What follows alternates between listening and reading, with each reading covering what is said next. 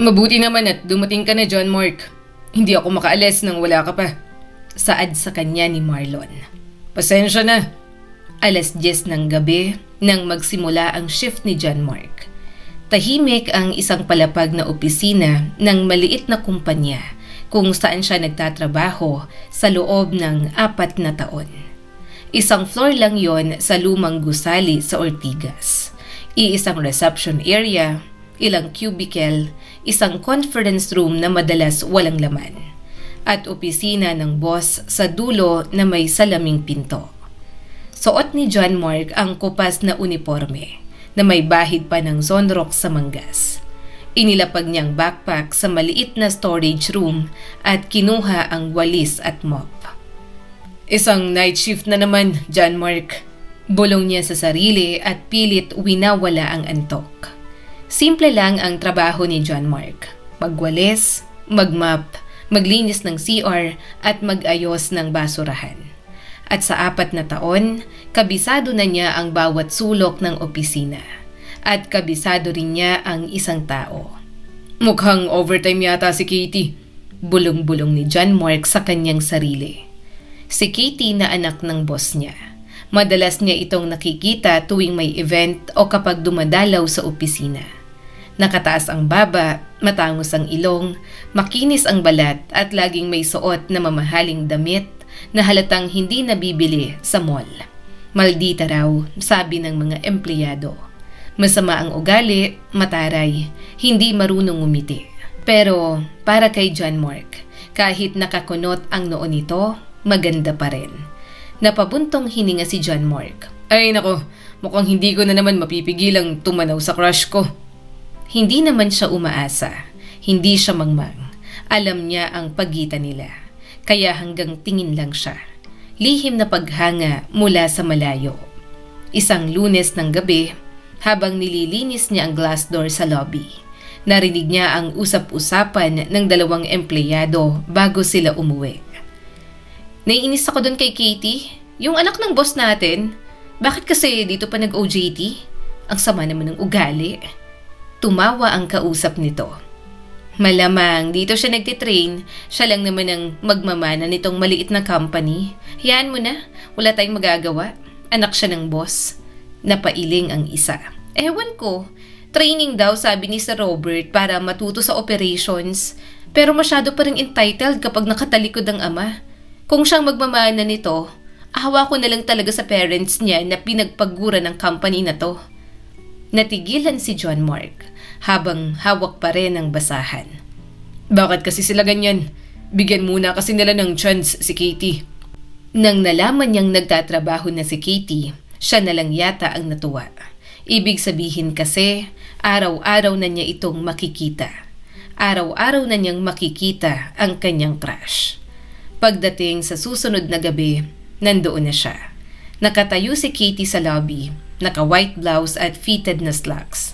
May hawak na tablet at nakataas ang kilay habang may kausap sa reception. Bakit ganito ka disorganized dito? Seriously? Is this how you run things? Malamig nitong sabi. Napayuko ang receptionist. Sorry, Ma'am Katie, aayusin ko po. Dumaan si John Mark sa gilid. Kunwari ay busy sa pagwawalis. Pero hindi niya mapigilang sumulyap. Ang ganda niya lalo sa malapitan. Uy, John Mark! Bulong ng guard sa kanya. Crush mo yan, di ba? Uy, kuya! Halos maubo siya. Hindi ah. Hay nako, halata sa mata mo. Napakamot siya sa batok at umiwas ng tingin. Simula noon, gabi-gabi na niyang nakikita si Katie. Minsan hanggang 11:00 ito sa opisina. Nagre-review ng files. Minsan may ka-video call. Minsan tahimik lang, nakatingin sa laptop na parang may dinadalag mundo sa balikat. Napansin ni John Mark na iba ang mukha nito kapag walang ibang tao. Hindi laging mataray. Minsan pagod at minsan parang blanko. Tipong hindi alam ang gagawin sa buhay. Isang gabi, pasado 11:00 na. Halos tapos na siya sa pagmamap ng hallway nang marinig niya ang malakas na boses sa lobby. Hindi mo ako pwedeng diktahan, sigaw ni Katie. Napahinto si John Mark. Naririnig niya ang pira-pirasong salita mula sa cellphone ni Katie.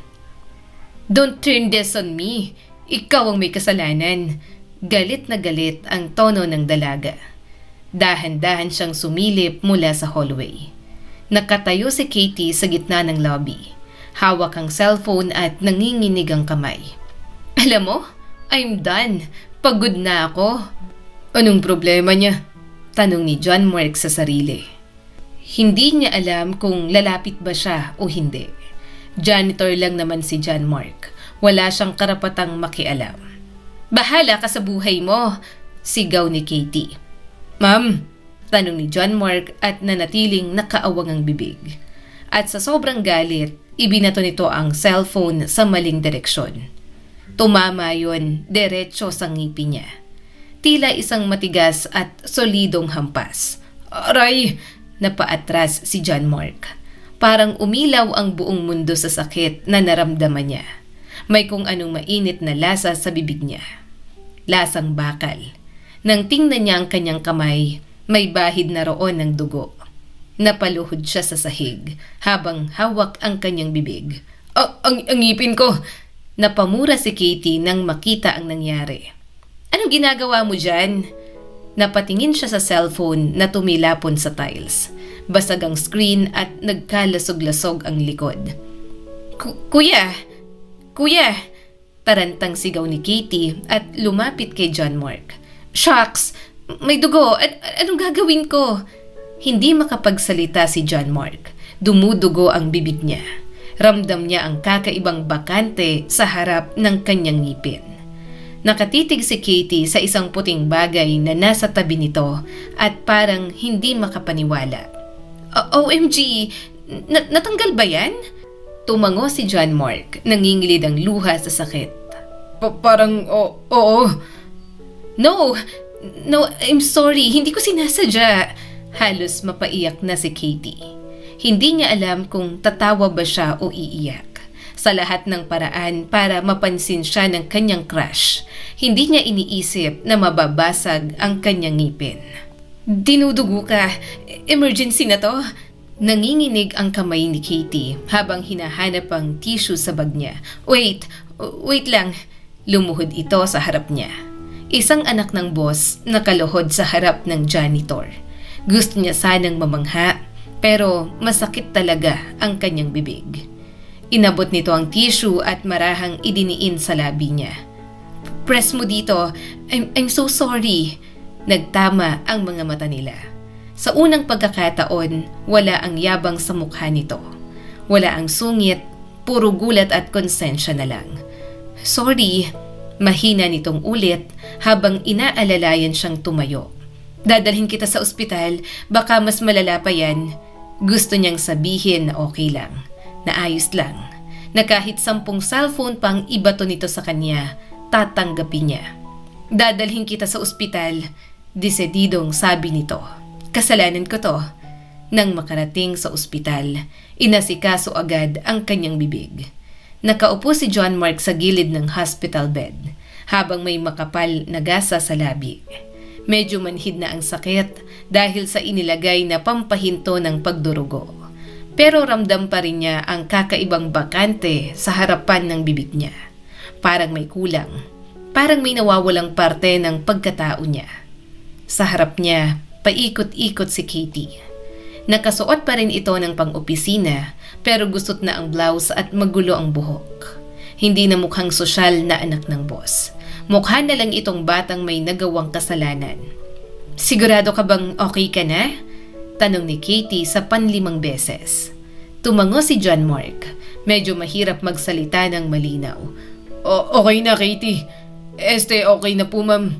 Napasulyap si John Mark sa doktor na nagsasalita sa kanila. "Naagapan naman ang pagdurugo," sabi ng doktor. "Pero kailangan yung magpunta agad sa dentista para sa proper assessment. Bukas pwedeng dental implant o bridge, depende sa evaluation." Napahawak si John Mark sa bulsa niya. Kahit hindi niya bilangin, alam niyang hindi sapat ang laman ng ATM niya para sa implant. Paano na yan? Bungi na nga ba siya habang buhay? Hindi na sumagot si John Mark. Sa isip niya, ilang buwan ang sweldo yon o baka taon. Don't worry, sabi agad ni Katie. Sasagutin ko. Napatingin siya rito. Hindi na. I said, sasagutin ko. Mariing ulit nito. Ako ang may kasalanan kaya sasagutin ko. Tahimik silang umuwi pagkatapos. Hindi na siya pinayagang mag-jeep. Hinatid siya ni Katie sa kotse nito. Isang mamahaling sasakyan na halos hindi niya mahawakan ang upuan sa takot na baka madumihan. Habang nasa biyahe, hindi sila nag-uusap. Paminsan-minsan, sumusulyap si Katie sa kanya. Sorry talaga, mahina nitong sabi. Ngumiti siya kahit awkward dahil may kulang ng ngipin. Hindi mo naman sinasadya. Napabuntong hininga ito at muling tumingin sa daan. Kinabukasan, pumasok si John Mark sa trabaho na may isang ngipin na nawala. May masakit sa kanya pero kaya niya namang tiisin yon. Hindi siya pwedeng tumigil sa pagtatrabaho. Parang mas lalo siyang magkakasakit kung titigil. Hindi pa siya nakakapagdentista dahil kailangan pa raw ng appointment. Isa pa, pahihilumin muna ang sugat. Masakit pero mabuti na lang na kaya niya pang magsalita. Nahihirapan siyang kumain pero kinakaya naman niya. Habang nagwawali si John Mark sa hallway, ramdam niya ang kakaibang tingin ng mga empleyado. Uy, anong nangyari sa ngipin mo? Bulong ng guard. Na-aksidente, maikli niyang sagot. John Mark, pinapatawag ka ni Sir Robert, sabi ng receptionist. Parang biglang bumigat ang paa niya. Ano namang kailangan sa kanya ng kanyang boss. Pero naisip niya na baka may ipapalinis lang. Pagbukas niya ng salaming pinto ng opisina, nandoon si Sir Robert. Nakatayo, seryoso ang mukha. Katabi nito si Katie, nakasandal sa mesa habang nakahalukip-kip. Sa mesa naka-open ang monitor. May CCTV footage doon. Kita ang eksena kagabi. Parang gusto niyang matunaw. Nakikita pa pala yon ng pinaka-boss nila sa opisina. Umupo ka, John Mark. Malamig na sabi ni Sir Robert. Umupo siya sa gilid ng upuan, tuwid ang likod. Magandang araw po. Alam mo ba kung bakit kita pinatawag? Suminghap siya at saglit na napatingin kay Katie. Dahil po sa nangyari kagabi, sir. Tumango ang kanyang boss. Kita sa CCTV ang insidente. Hindi ito maliit na bagay. You were injured inside company premises. Napayuko siya. Pwede kang mag-file ng complaint. Diretsong sabi ni Sir Robert sabay tingin sa sarili nitong anak. May karapatan ka. Dad, singit ni Katie. Seriously? Huwag kang sumabat. Matigas na sagot ni Sir Robert. Pinag-uusapan natin ang pananagutan mo rito sa kapabayaan mo. Hindi niya kailangan mag-file ng complaint, sabi ni Katie. Aayusin namin to. Aayusin namin? Ulit ng ama. You injured an employee. It was an accident. Sumagot pa muli si Robert. Isang aksidente na dulot ng temper mo. Tumahimik ang mga ito pagkatapos noon. Hindi sanay si John Mark na nasa gitna ng ganoong usapan. Lalo na siya ang dahilan. Sir, mahina niyang sabi. Naintindihan ko po. Hindi po sinasadya ni Ma'am Katie. Don't call me ma'am. Singit ni Katie agad pero hindi ito pinansin ng ama nito. John Mark, seryosong sabi ni Sir Robert. Bilang employer, responsibilidad kong siguraduhin na protektado ang mga empleyado ko. Kung gusto mong magsampa ng kaso o ng reklamo, sasamahan kita. Sasagutin namin ang lahat ng gastos. May legal na process tayo. Kahit anak ko ang may kasalanan, hindi siya makakalusot sa ginawa niya. Biglang tumayo si Katie. I can't believe you, Dad. Stop making it sound like na para bang sinadya kong saktan siya. Sinaktan mo naman talaga siya. Sigaw ng ama. Tingnan mo nga ang ngipin niya. Napahawak tuloy si John Mark sa bibig niya. Sobrang awkward na ang ngipin niyang nawala ang pinag-aawayan ng mga ito. Babayaran ko nga, diba? Sabi ni Katie at inis na sa sariling ama. Hindi ba sapat yun? Hindi pera lang ang issue dito. Sagot ni Sir Robert. It's about accountability. Hindi ka marunong magpakatao. Umawang ang bibig ng dalaga. Parang sinampal si Katie sa salitang yon. Saglit itong natahimik pagkatapos ay biglang nagsalita. Boyfriend ko siya. Parang may sumabog na bumbilya sa ulo ni John Mark. Ano? Sabi ni Sir Robert. Huwag kang magbiro ng ganyan. Mukha ba ako nagbibiro? Boyfriend ko si John Mark. Ulit ni Katie habang diretso ang tingin sa ama. So, kung may settlement man, kami na lang mag-uusap. Hindi siya magpa-file ng complaint kasi usapang mag-girlfriend at mag-boyfriend to.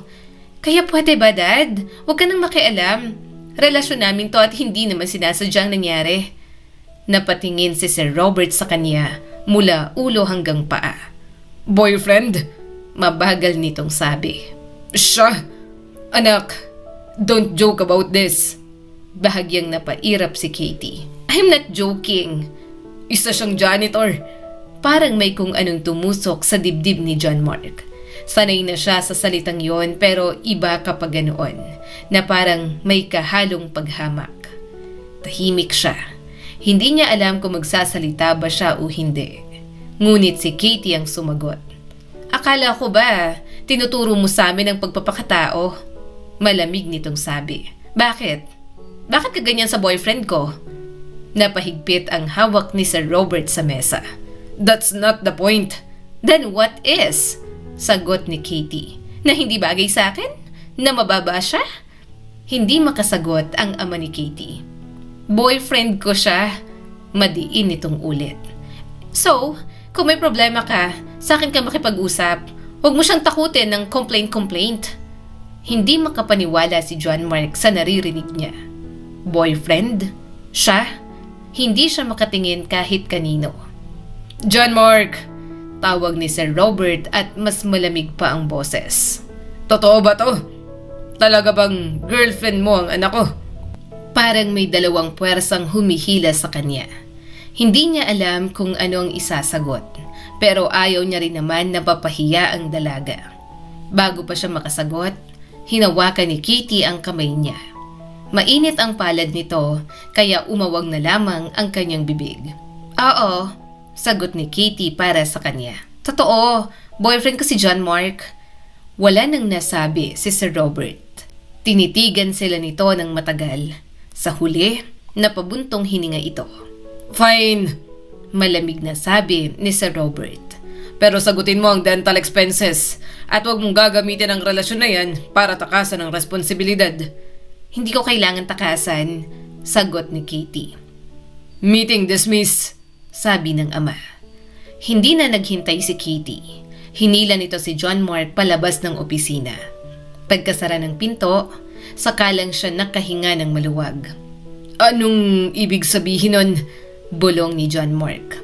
Hindi pa rin siya makapaniwala. Pagdating nila sa fire exit, doon siya binitiwan ni Katie. Nagkatinginan sila. Sorry ulit, mahina nitong sabi. Bakit mo sinabi yon? Tanong niya. Ang dami namang iba. Wala akong maiharap.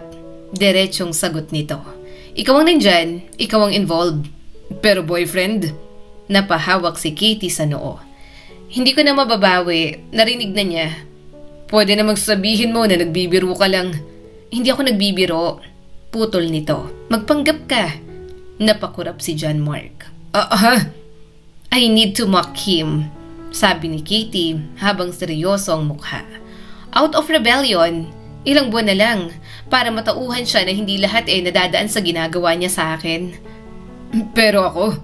Halos pabulong niyang tanong. Ikaw ang naiharap ko, hindi na mababawi yon.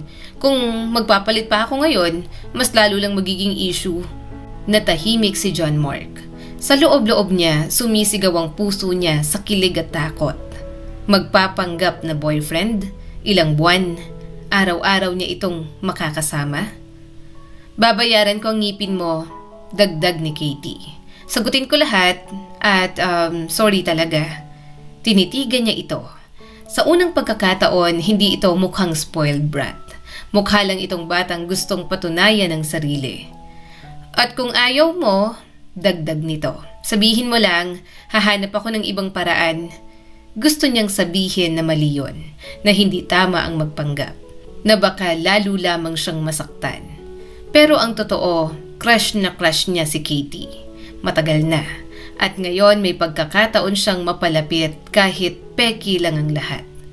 Hanggang kailan? Tanong na lang ni John at hindi rin makapaniwala sa sarili na pumapayag siya. Bahagyang napangiti ang dalaga. Ilang buwan lang hanggang magsawa siya. Huminga siya ng malalim. Okay, papayag ako. Papayag na ako maging boyfriend mo sa harap nila. Sure ka? Basta ayusin mo ang ngipin ko. Pilit niyang biro. Hindi pwedeng bungi ako. Natawa si Katie. Unang pagkakataon, totoong tawa ang narinig niya mula rito. Okay, deal. Inabot nito ang kamay. Saglit siyang nag-atubili, saka tinanggap yun. Habang magkahawak ang kamay nila, alam niyang delikado ang pinapasok niya. Pero sa unang pagkakataon sa 4 na taon niyang pagtatrabaho, hindi na siya basta janitor lang sa gilid. At kahit peke ang relasyon, totoo ang tibok ng puso ni John Mark. Hindi niya man maamin pero at least nararamdaman niya pa rin. Pinanindigan ni John Mark ang papel niya bilang fake boyfriend ni Katie. Fake lang yon, yun ang paulit-ulit niyang sinasabi sa sarili. Kaya hindi siya dapat sobrang umasa. Pero habang nakatitig siya sa kisame tuwing gabi, alam niyang nagsisinungaling siya sa sarili niya. Utot mo, John Mark, sabi niya sa sarili. Umaasa ka talaga. Sige, lokohin mo pang sarili mo. Nagtuloy-tuloy ang mga appointment niya kay Dr. Lim. Sa bawat balik niya sa klinik, palaging naroon si Katie. Nakaupo sa tabi niya, nagsa-cellphone minsan nakatitig lang sa kanya na parang bantay. Dahil doon, pakiramdam ni John Mark, may oras palagi si Katie para sa kanya. Pero baka assuming lang siya. Baka kasama lang talaga siya sa responsibilidad nito.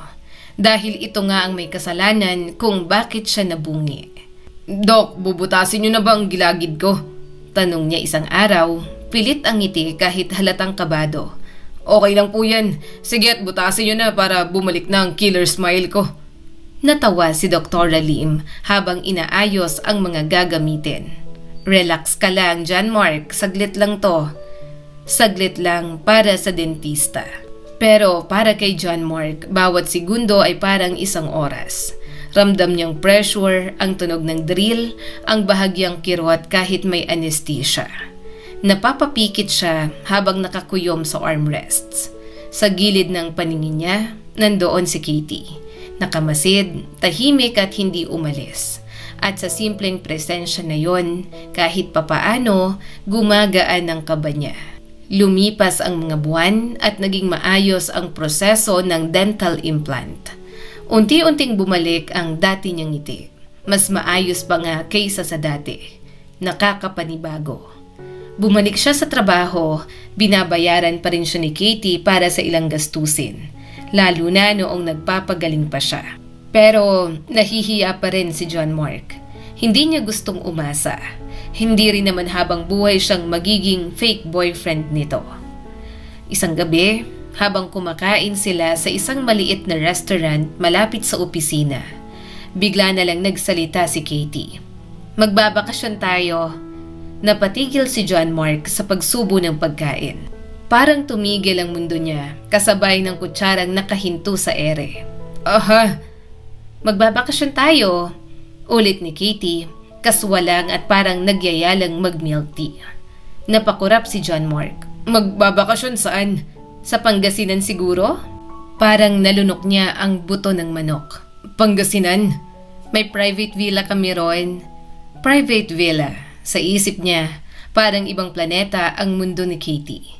May private villa ang mga ito. Parang sinabi lang nitong may extra kanin pa sa bahay. Katie, may trabaho pa ako. Maingat niyang sabi. Napangiti naman ito. Ako nang bahala. Kasama to sa plano ko. Plano? Ulit niya at medyo kinakabahan. Gusto ko lang galitin ang parents ko, especially my dad, para sa mga magulang ko rin ang bakasyon na to. Hindi sila mapapalagay kapag nalaman nila na tayong dalawa lang ang magbabakasyon. Napakunot ang noon niya. Anong ibig mong sabihin? Susunod sina mommy at daddy. Parang mas lalo siyang kinabahan.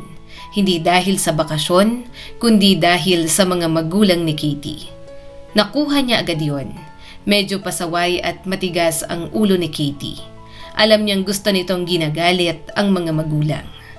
Hindi siya tanggap dahil janitor lang naman siya. At kung magbabakasyon sila ng ganon, hindi talaga mapapalagay ang mga ito.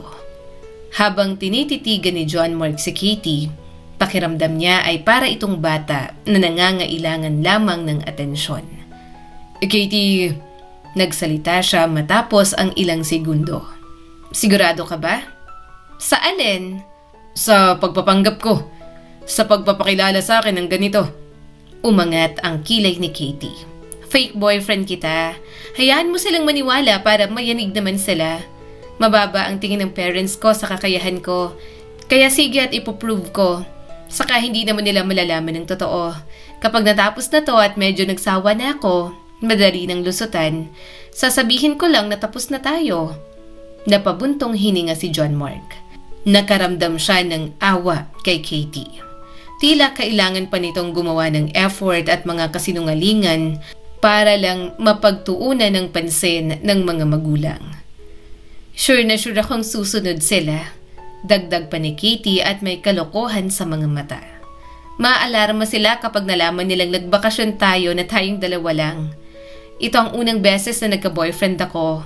Well, nang alam mo na janitor lang, mostly mga anak mayaman ang mga nagiging boyfriend ko. Kaya ngayon may mga desisyon ako na ikakagulat nila.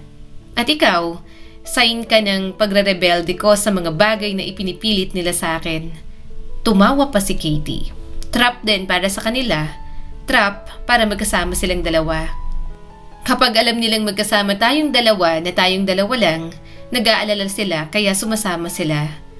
Actually, matagal na silang hiwalay and it feels like hitting two birds in one stone kasi may chance na maging close sila ulit dahil sa kalokohang to.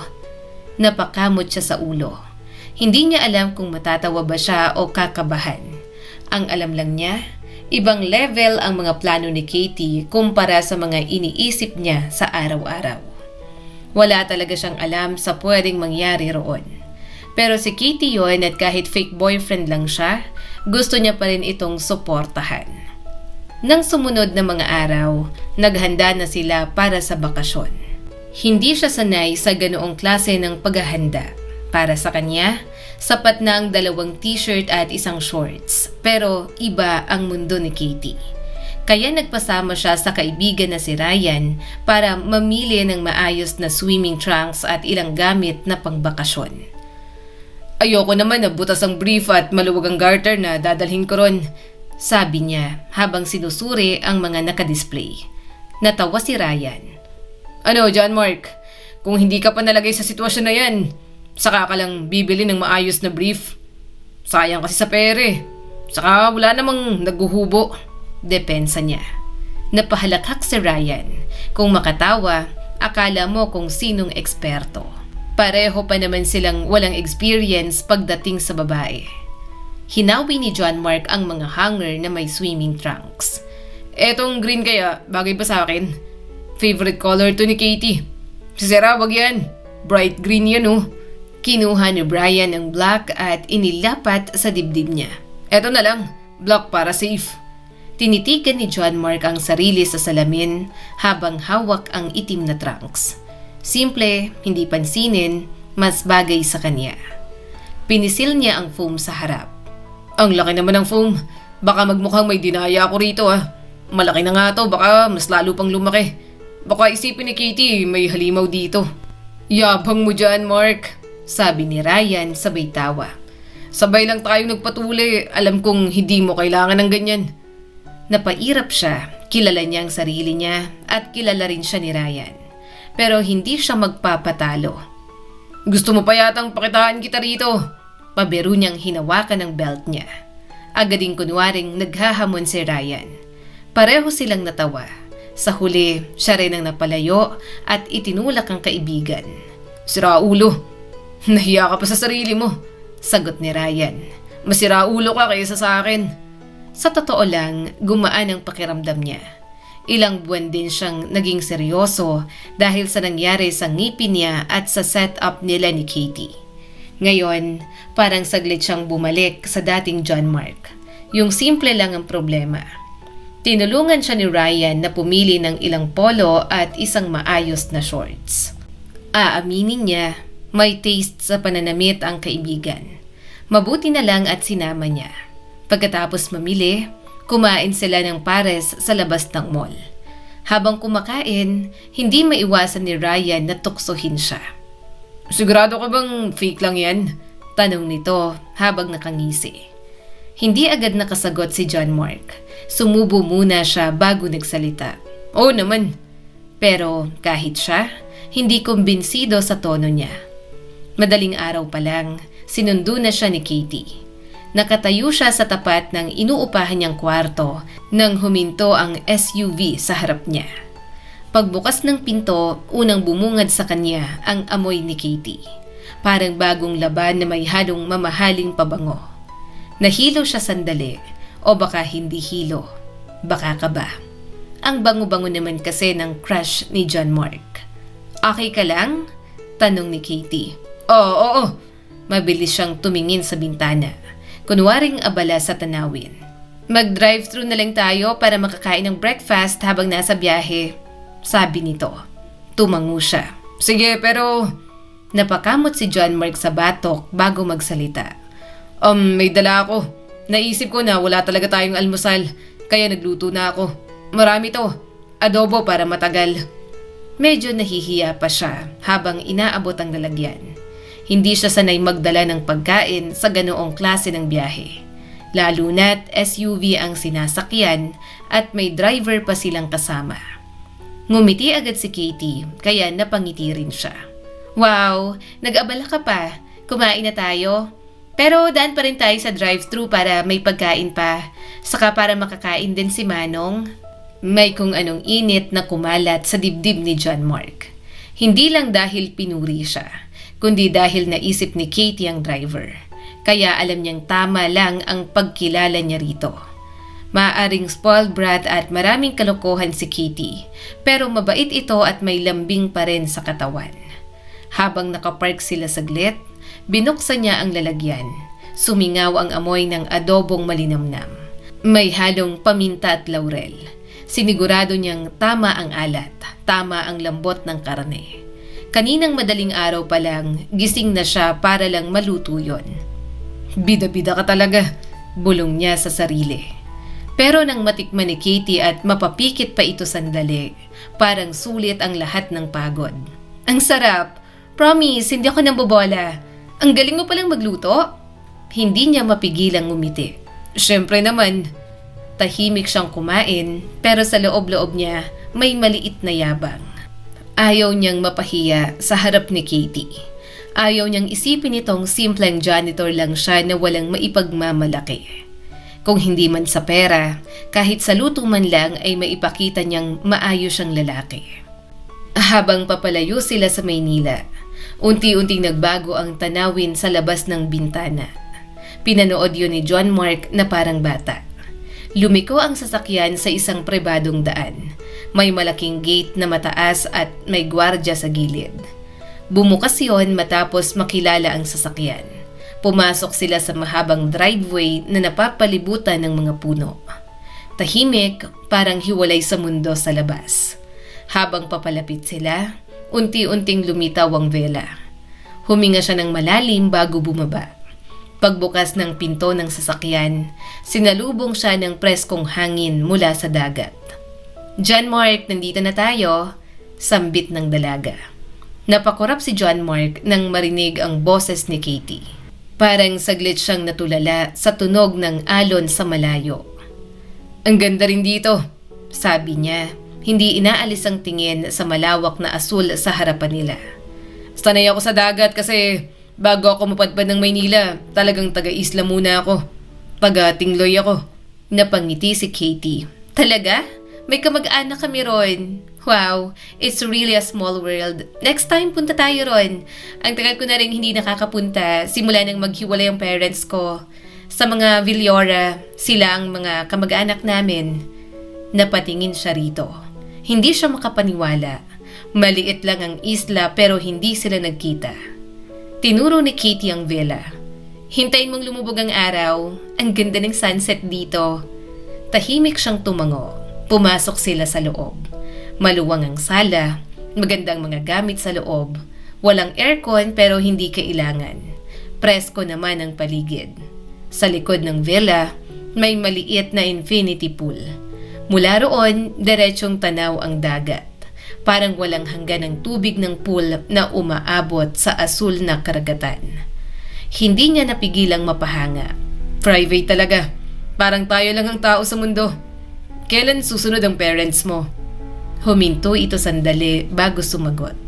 Maybe later or tomorrow. Ang mami ko alam ko papunta na rito.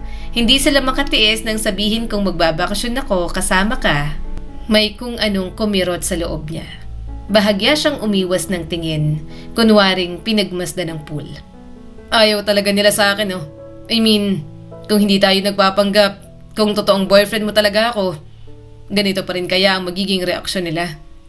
Tahimik siyang naghihintay ng sagot, kahit ayaw niya namang marinig. I don't think so, sagot ni Katie. Nababahala lang sila dahil para sa kanila, biglaan ang desisyon kong to. Ito ang unang beses na magkakaroon ako ng kasintahan. May mga naging boyfriend ako na may mga common denominator. Kaya ngayon, sobra silang nagulat na pumatal ako sa'yo. So I think they feel like something's wrong? Napayuko siya. Minura niya ang sarili sa pagdadramang yon. Parang sira-ulo lang na sad boy. Nagpapanggap lang dapat. Bakit parang may hinanakit ka pa kung sakaling ayaw sa kanya ng mga magulang nito? Bago pa siya makabawi, ngumiti si Katie. Pero habang lumilipas ang panahon, I feel like you're actually good boyfriend material. Parang may biglang nag-angat sa kanya mula sa lupa. Napahinto ang paghinga niya sandali. Malakas ang tibok ng puso niya. Husband material pa nga, dagdag pa ng dalaga. Parang biglang naging masyadong maliwanag ang paligid. Parang masyadong malapit si Katie. Paano siya hindi aasa kung ganoon itong magsalita? Parang bawat salitang binibitiwan nito, unti-unting binubuhay ang pag-asang pilit niyang nilulunod. Talaga? Nauutal niyang tanong, hindi sigurado kung mas masaya ba siya o mas takot. Oo naman, sagot ni Katie sa malumanay na boses. Ang sweet mo, magaling ka, nakakatawa ka, marunong kang magluto at responsable ka sa buhay mo. Maaring hindi ka mayaman pero mayaman ka sa humor mo, sa love mo at sa pagiging totoo. Hindi makapagsalita si John Mark. Hindi siya sanay makarinig ng ganoon tungkol sa sarili niya. Sa buhay niya, bihira ang pumupuri ng seryoso. Ngumiti si Katie. Kung sino man ang mapapangasawa mo, magiging napakaswerte. Sigurado ako dyan. Parang may malamig na tubig na ibinuhos sa kanya. Pilit niyang pinapaalala sa sarili na peki lamang ang lahat. Pero kahit alam niyang hanggang salita lang dapat ang lahat, hindi niya maikakaila. Ang sarap marinig yon mula kay Katie. Kung masaktan man siya roon, bahala na lang talaga. Dumating ang mga magulang ni Katie bandang hapon. Nasa terrace si John Mark ng villa. Nag-aayos siya ng ihawan para makapag-ihaw na sila. May mga staff naman pero nagpresenta siya na. Sanay naman siyang mag-ihaw. Mommy! Narinig niyang tawag ni Katie. Paglingon niya, nandoon na sila. Si Ma'am Feli. Nakasuot pa ng sunglasses, maayos ang postura at ang ganda ng suot na dress. Si Sir Robert naman, tahimik lang sa tabi nito pero napatingin na rin agad sa kanya na para bang may ginawa na agad siya kay Katie. Chill ka lang Sir Robert, wala naman akong ginagawa sa anak ninyo. Bulong-bulong ni John Mark habang naglalagay na ng mga barbecue sa grill. Mommy, Daddy! Bati ni Katie at agad lumapit para humalik sa pisngi ng dalawa. Pumunta po talaga kayo? Of course, sagot ni Ma'am Feli at pilit ang ngiti. We wouldn't miss this. Hindi kayo mapakali na ako ang kasama ng anak nyo. Hindi nyo lang masabi. Bulong-bulong ni John Mark habang nag-iihaw. Pero kung tutuusin, mabait pa nga ang mga Villora. Kung totoo man ang relasyon nila ni Katie, At nalaman ng mga magulang na janitor lang siya, baka tinaboy na siya. Subalit si Ma'am Feli at Sir Robert mukhang mas mahalaga pa rin kung saan sasaya ang anak. Lumapit si Katie sa kanya at hinawakan ang braso niya. "John Mark, nandito na sila." Tumayo siya ng tuwid. "Magandang hapon po." Ngumisi si Sir Robert. "Mukhang mas relax ka rito." "Opo," sagot ni John Mark. "Maganda po ang Pangasinan. Maganda po rito sa villa ninyo." Si Ma'am Feli naman, halatang dismayado pa rin sa kanya.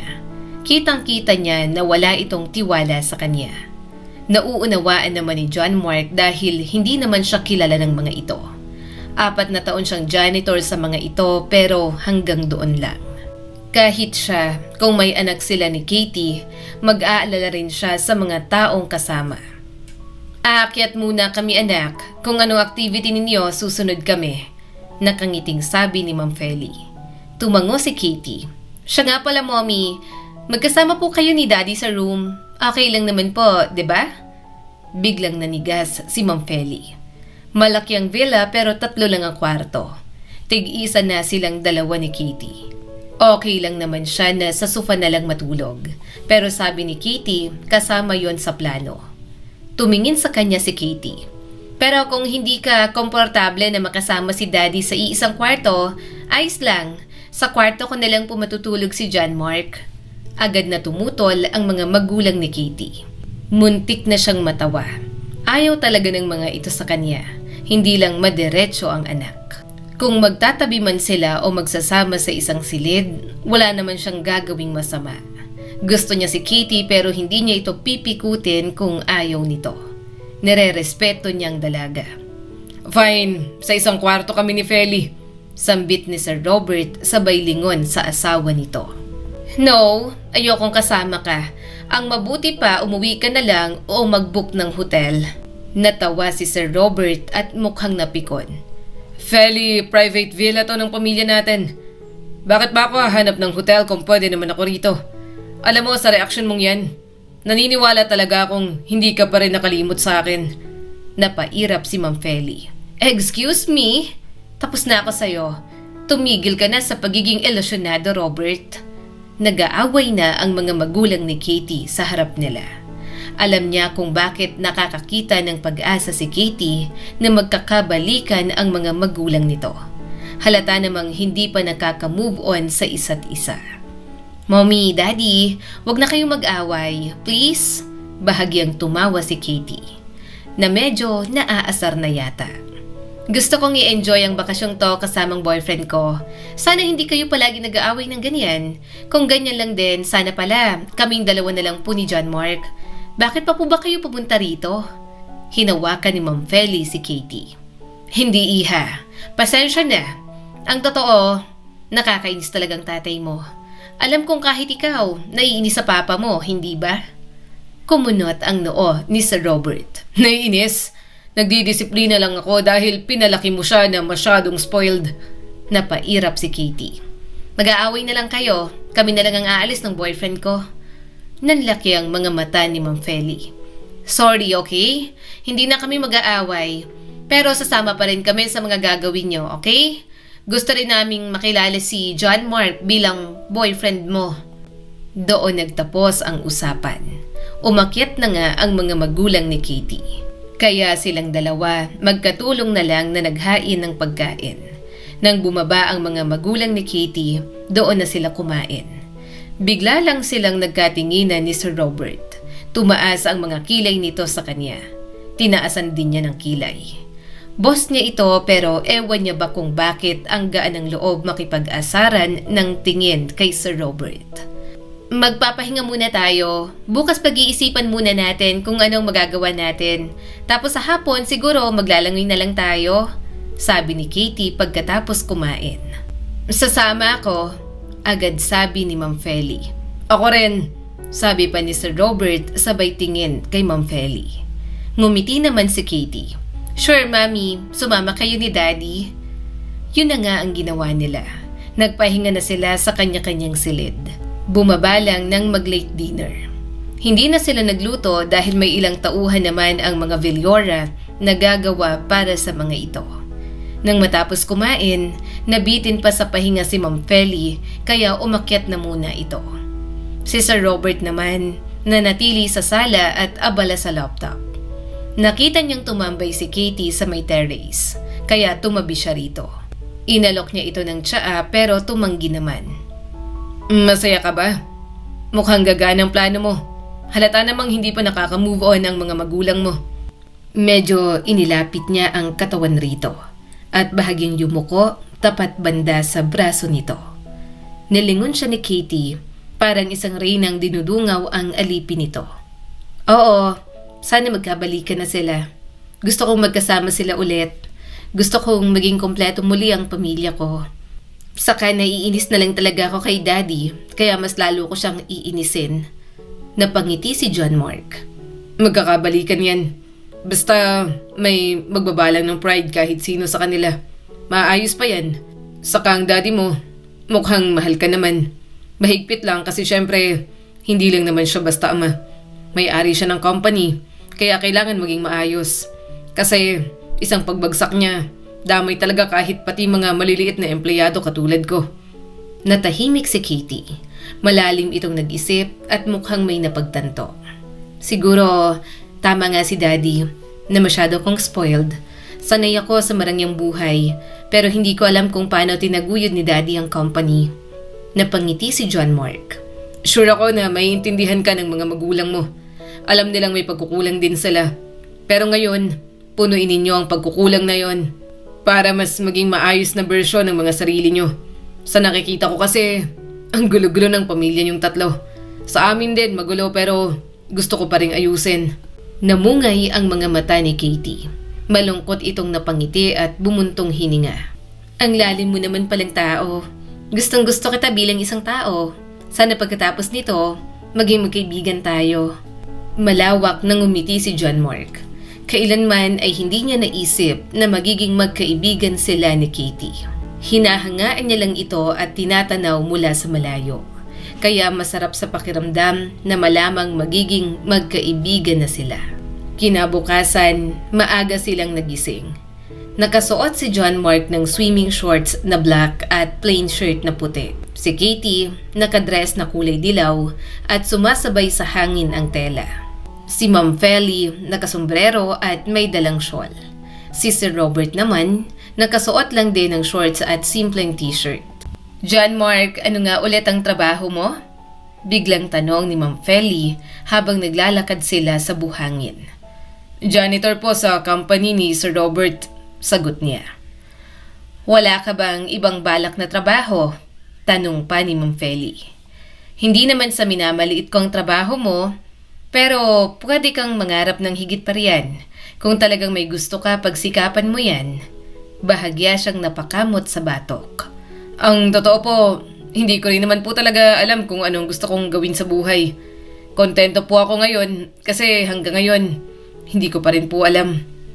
Sumingit si Katie at ngumiti sa kanya. Baka naguguluhan lang po si John Mark, Mommy. Ganyan talagang mga tao. Hindi sila sigurado kung ano ang gusto nila hanggang sa huli. Bahagya siyang nahiya.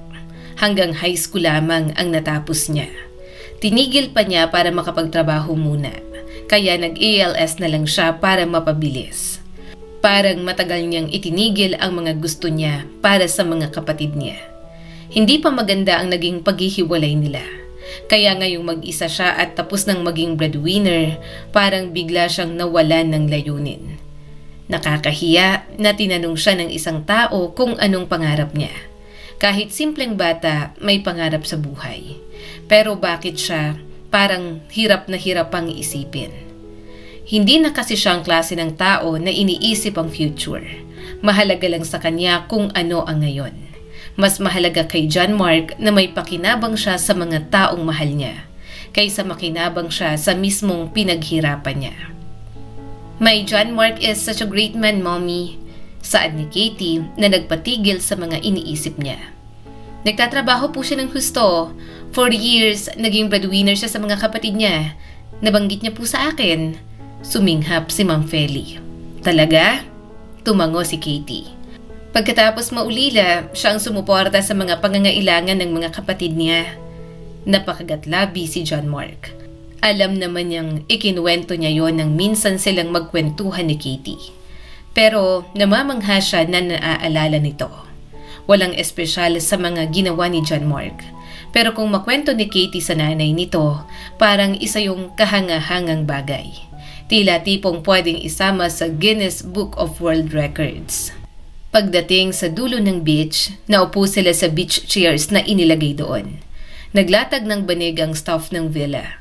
Tumulong na rin siya. Parang lang naman silang nagpipiknik doon. Swimming? Tanong ni Katie sa kanya. Laking isla ka, pwede mo ba akong turuan kung paano lumangoy? Pero sa malalim?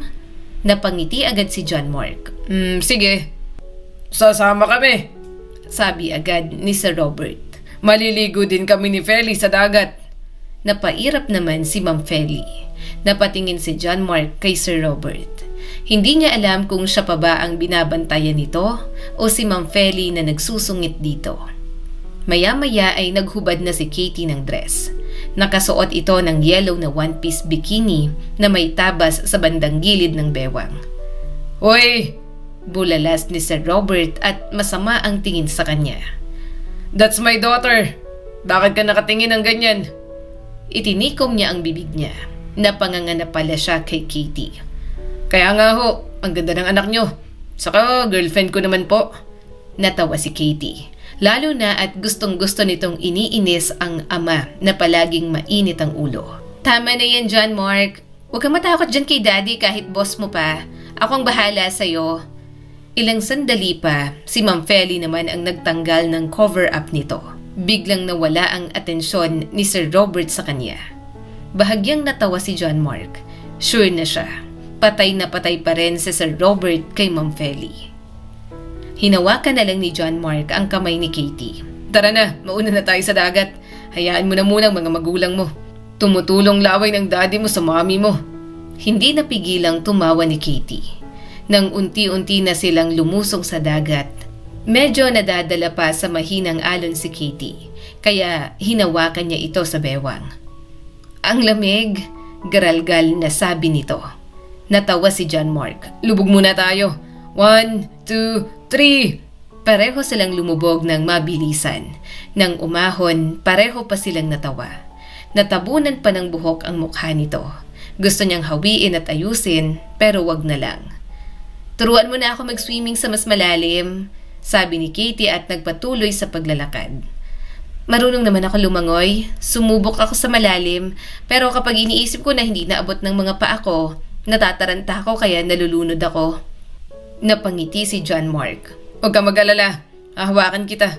Ako ang bahala. Nang medyo nasa malalim na sila, hawak na talaga niya ito. Napapakagat-labi siya kapag humahawak ito sa braso niya. Pumupulupot sa leeg o hindi kaya yumayakap sa kanya paharap. Sa gitna ng lamig, ramdam niya ang init ng katawan nito. Ang likot pa ng dalaga, kaya may natatamaan na hindi dapat natatamaan. Ilang beses tuloy siyang napabuntong hininga. Ako pa yatang malulunod dito. Okay ka lang? Tanong pa nito sa kanya na para bang hindi siya pinapahirapan. Nakatingin sa atin ang mga magulang mo. Medyo natatawa na lang na sabi ni John Mark.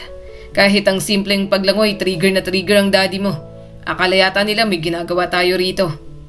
May ginagawa naman talaga tayo rito. Bahagyang kumawala sa yakap si Katie. Nakahawak lang ito sa mga braso niya at sinusubukang magpalutang.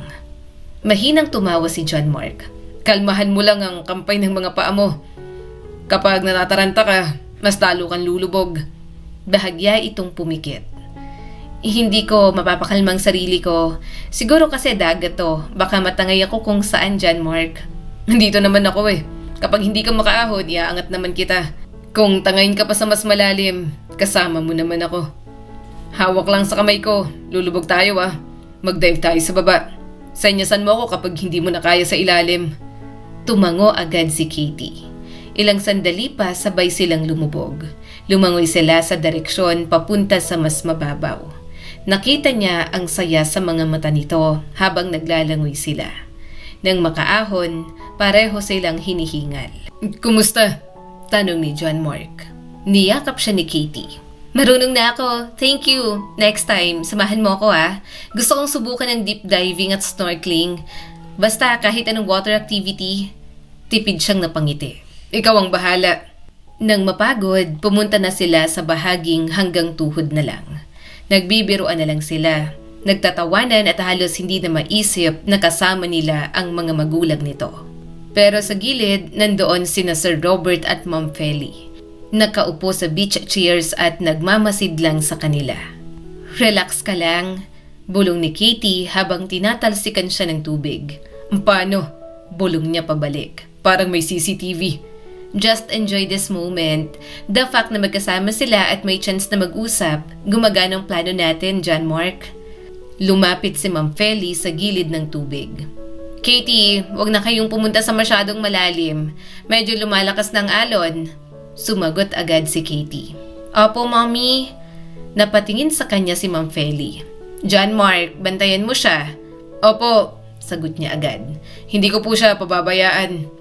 Nang sumapit ang tanghalian, sama-sama silang kumain sa malaking mesa sa labas ng villa. Pero habang kumakain, napansin niya na mas naging tahimik ang mga magulang ni Katie. Maaga silang nagpahinga. Hindi nila alam kung magkasama ang mga ito sa kwarto. Pero mukhang may hindi nga pagkakaunawaan ng dalawa. Hinayaan na muna nila. Kaya silang dalawa ni Katie tinanaw na ang sunset sa labas. Ang mga magulang mo, ano ba talagang love story nila? Bakit sila nagkahiwalay? Tumingin sa kanya si Katie. Hindi ang mommy at daddy ko ang unang pag-ibig ng isa't isa. Si mommy may long-time boyfriend na nagpapaaral sa kanya. Si daddy may girlfriend na isang gymnast. Isa lamang akong produkto ng maling pagkakakilanlan at one-night stand. Mataman siyang nakinig dito. Akala ni daddy, ang girlfriend niyang kasiping niya. Akala naman ni mommy, ang kwarto nila ng boyfriend niyang napasukan niya. Sabi nila sa akin, balak na sana nilang kalimutan ang nangyari. Pero nabuntis ang nanay ko at ang bunga ng isang gabing yon ay ako. Pero alam kong matagal na nilang natutunang mahalin ng malalim ang isa't isa. Hindi ako nilikha mula sa pagmamahal pero alam ko, nang dumating ako sa buhay nila, lumago ang pagmamahal nila sa hindi inaasahang paraan. Pero bakit naghiwalay pa rin sila? Tanong ni John Mark. Tinitingnan ni Katie ang dagat. Hindi ko alam. Lagi nilang sinasabi na nawalan na sila ng pag-ibig pero sa akin, nagigilty lang sila dati. Guilty sila sa mga nagawa nila sa dati nilang partners kasi nang maghiwalay sila, doon sila bumalik. Kumunot ang noo ni John Mark. Pero anak ka na nila noon. Bakit pa nila pinili ang nakaraan kung nandyan ka na at may pag-ibig na sila sa isa't isa? Nagkasakit ang kasintahan ni Dad. Hindi kaya ni Daddy ang guilt kaya mas pinili niya yon. Si Mommy nagpaubaya lang kasi naawa siya and alam niyang hindi sa kanya si Daddy noong una pa lang. O baka wala naman talaga silang pag-ibig sa isa't isa. Pinaniwala lang nila ako para hindi ko maisip na hindi ako ginawa dahil sa pagmamahal. 3 taong gulang ako nung naghiwalay sila. Kaya hindi ako sigurado. Nasanay ako sa co-parenting style na para bang laruan lang ako na pinagpapasapasahan nila habang lumalaki. Hindi siya makapagsalita. Hindi niya alam ang mararamdaman niya sa ginawang desisyon ni Sir Robert. Kung siyang nasa kinatatayuan nito, hinding-hindi na siya babalik sa nabigong unang pag-ibig, lalo na kung may anak na siya. Pero hindi pwedeng husgahan ni John Mark si Sir Robert dahil doon. Hindi niya naman karanasan yon, kwento lang din ni Katie ang alam niya. Pero imposibleng walang pagmamahal ang mga magulang mo. Hindi sila magagalit ng ganyan sa isa't isa kung wala. Sabi niya dahil yun talaga ang nakikita niya. Bahagyang napangiti si Katie. Yan din ang nakikita ko. Napakamot siya sa ulo. Kausapin na lang kaya nila ang dalawa. Kausapin na lang kaya niya si Sir Robert. Dapat nagkakaderechahan ng dalawa para matapos na kung ano man ang issue. Muling nagsalita si Katie. Si Mommy naman, sinubukang makabawi ng utang na loob sa boyfriend niya dati na nagpaaral sa kanya. Pero pinilit niyang huwag nang makipagbalikan sa kanya kasi sa kanya ako napunta. Sa akin siya nag-focus. Siya ang nag-alaga sa akin, John Mark. Co-parent lang sila ni Daddy. Basta bata pa ako nung mga panahong yon, kaya parang tinanggap ko na lang lahat ng nangyayari sa paligid ko. Habang lumalaki, namulat ako sa setup namin. Pero nang marinig ko ang kwento nila, gusto ko talagang gumawa ng isang bagay. Napasinghap siya at matamang tiningnan ang mukha nito. Nasaan ang pinili ni Sir Robert? Ang dating boyfriend ng mommy mo? Ang dating boyfriend ni mommy may asawa na at nasa ibang bansa. Si Tita Rachel naman, namatay na 7 years ago pagkatapos makipaglaban ng sobra sa sakit. At ngayon pa lang ulit nagkakausap ng ganito ang mga magulang mo? Tanong pa ni John Mark. Marahang tumango si Katie. Oo. Pagkatapos ng pag-uusap nila, mas lalo pa niyang nakilala ang dalaga. Nalaman niya kung anong nilalaman at hangarin ng puso nito. Nang mas lumubog pa ang araw, umuwi na sila sa villa at nagpahinga. Dahil na rin siguro sa pagod, agad siyang nakatulog. Nang sumapit ang umaga, pagkatapos niyang maghilamos at mag-toothbrush, lumabas na si John Mark. Pero naglalakad pa lang siya sa hallway, narinig na niya ang sigawan mula sa loob ng kwarto ni na Ma'am Feli at Sir Robert. Ikaw naman ang may kasalanan ng lahat. Huwag mo kong sisihin dahil simula pa lang, pinaramdam mo na sa akin na hindi ako ang pinili mo. Sigaw ni Ma'am Feli. Narinig niya ang sigaw ni Sir Robert. I choose you kahit ang sakit. Kahit na nagugulo ng utak ko. Pero ako, pinili mo ba ako? Pinili mong bitawan ako at makasamang lalaking yun. Muling sumigaw si Ma'am Feli. Oh, just shut up. Bakit? Sino bang nagpakasal sa iba? Hindi ba't ikaw? Hindi ka lang nagkulang sa akin. Pati sa anak mo. Wala siyang naiintindihan sa mga pinag-aawayan ng dalawa. Ang tanging iniisip niya lang, si Katie na luhaan habang nasa harap ng pinto ng mga ito at nakikinig. Si Katie na simula bata pa lang, naghahangad na ng buong pamilya. Si Katie na sobrang puro ang pagmamahal para sa mga magulang nito. Si Katie na pilit iniintindi ang mga taong nasa paligid nito kahit na hindi naman ito inuunawa ng iba. Katie! Bulong ni John Mark. Mas lalong bumagsak ang mga luha ni Katie. At nang tumakbo ito papalapit sa kanya, alam niya na kailangan nito ng mga braso niya para balutin ito sa isang mainit na yakap. Buong araw na naging malungkot si Katie. Hindi siya mapakali at gusto niya itong mapangiti. Kaya kinabukasan, naisipan niyang maghanap ng bulaklak para sa dalaga. Hindi siya sigurado kung gagaan ba ang loob nito roon, pero gusto niyang gumawa ng paraan para bahagyang mabawasan ang bigat ng nararamdaman nito. Talaga ho? Walang flower shop na malapit dito? Tanong ni John Mark sa tindera. Oo, wala namang masyadong tindahan dito. Kung meron man, maliit lang. Ay, sa malapit sa sementeryo, merong mga bulaklak doon. Kaso, kaunti lang ang nandun. Ano bang hanap mong bulaklak? Kahit ano po, pero mas maganda po sana kung mga rosas. Napatingin ang tindera sa anak nito. May rosas ba ron, anak? Wala, nay. Usually, mga bulaklak na dinadala lang sa patay ang nandun. Wala akong nakitang mga rosas doon. Napakamot siya sa batok. So, paano? Babiyahe pa siya? Hindi nga niya alam kung nasaan siya. Sa Dagupan, doon maraming mga malalaking tindahan. Siguradong hindi mawawalan doon ng flower shop. Saad pa ng Ali. Dinungaw niya ito sa may bintana. Ano hubang sasakyan ko papuntang Dagupan? Mula dito, mag-jeep ka papuntang Dagupan. Halos kalahating oras ang biyahe siguro. Pagbaba mo, sumakay ka pa ng tricycle papunta sa palengke. Alam ko may malapit na flower shop na doon. 30 minutes, kaya na siguro yon. 1 oras na balikan. Sige ho, salamat po. Sambit ni John Mark. Agad siyang naghanap ng jeep na masasakyan. Mabilis naman ang biyahe. Nang makapunta sa Dagupan, sasakay pa siya ng tricycle. Kaso, bigla siyang natigilan. Nasaan ang wallet ko? Napatingin siya sa paligid. Anak nang, mukhang nahulog ko yata sa jeep. Hindi ko rin dalang cellphone ko. Nandoon na si John Mark. Wala ang wallet niya. Hindi siya nag-aalala na wala siyang pamasahe pa uwi. Pwede naman siguro siyang sumabit na lang. pero wala siyang pambili ng mga rosas para kay Katie. Hindi ako pwedeng umuwi na wala yun. Gagawa ko ng paraan. Naglakad siya at nagtanong-tanong kung saan may malapit na flower shop. May nagturo naman sa kanya, kaya nilakad na lang niya. Nasa tapat na siya ng flower shop, hindi niya alam kung ano ang kanyang gagawin. Nandito na ako pero wala naman akong pera. Pero pumasok pa rin si John Mark.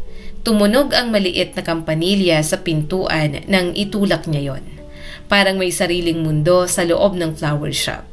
Malamig, mabango at sobrang kulay. Amoy fresh na tubig at dahon. May halong matamis na pabango ng mga bulaklak na hindi niya alam ang pangalan. Nakita niya ang mga rosas. Paano niya ba yun makukuha? Sir, ano pong bibilhin natin? Tanong ng may-ari. Bahagya siyang napatalon.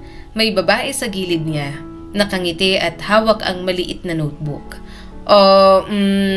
Wala siyang masabi. Malamang, wala naman siyang pera. Kunin na lang kaya niya tapos tumakbo ng mabilis. Bumukas ulit ang pinto at pumasok ang isang babae. Miss, ang order ko kahapon, ready na ba?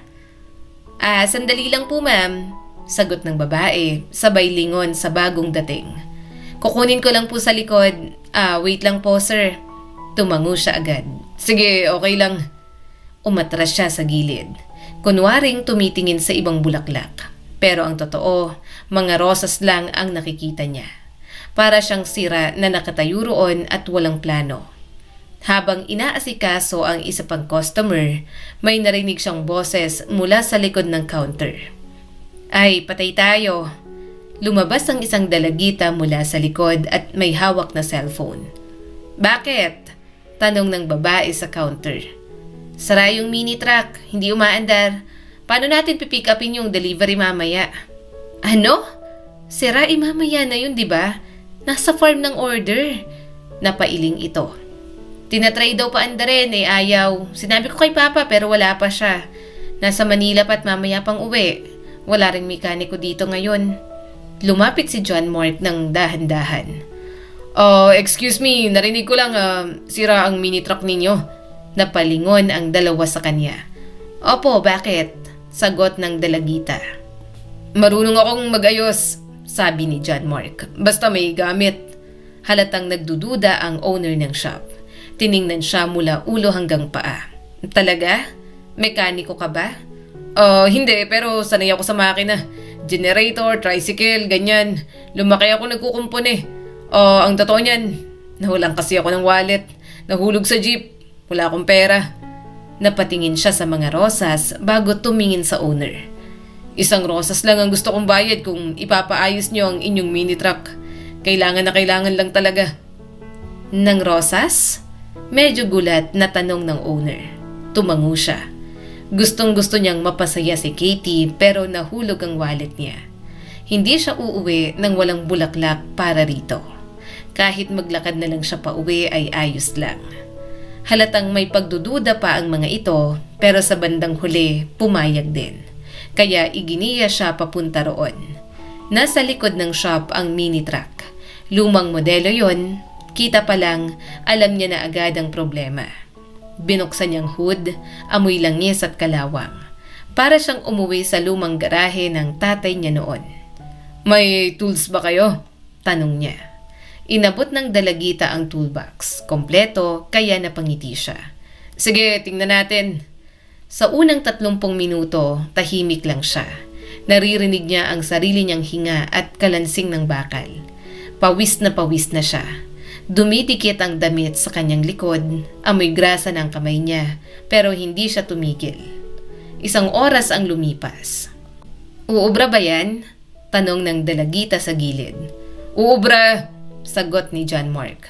Kailangan lang ng pasensya. 2 oras ang lumipas, sumakay siya sa loob.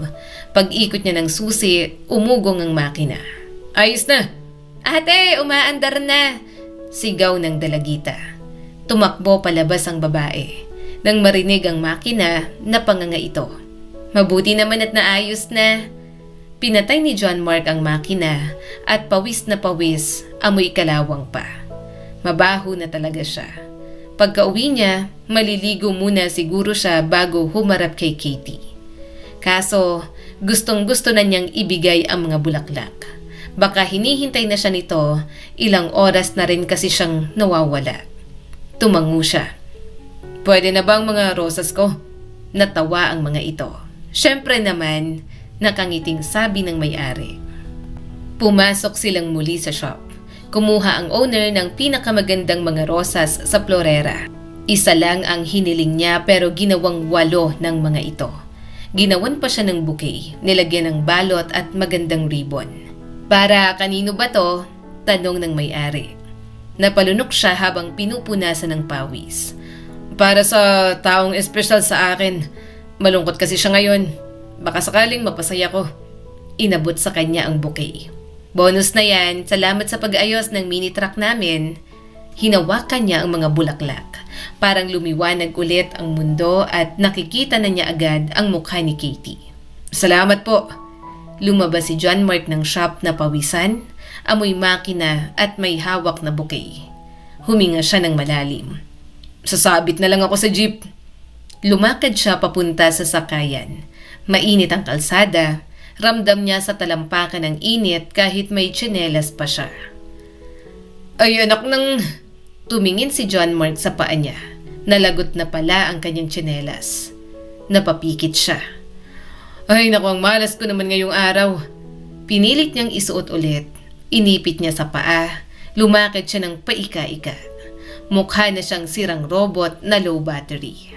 Sa kalagitnaan ng paghihirap niya, may malakas na bumusina. "Oh!"